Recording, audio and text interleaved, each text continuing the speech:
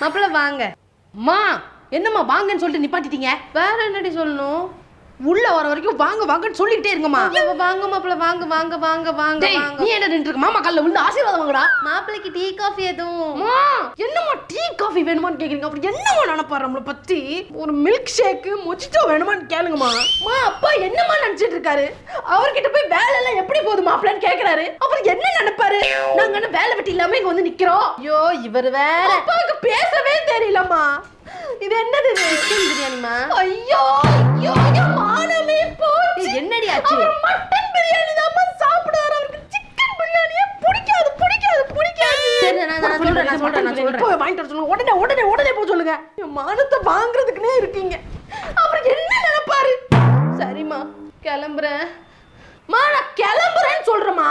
மாப்பிள்ளைக்கு கழுத்துல இருக்க தங்கச்சி கழட்டி போட்டு விடுங்கம்மா. அது என் தாலி சென்றி.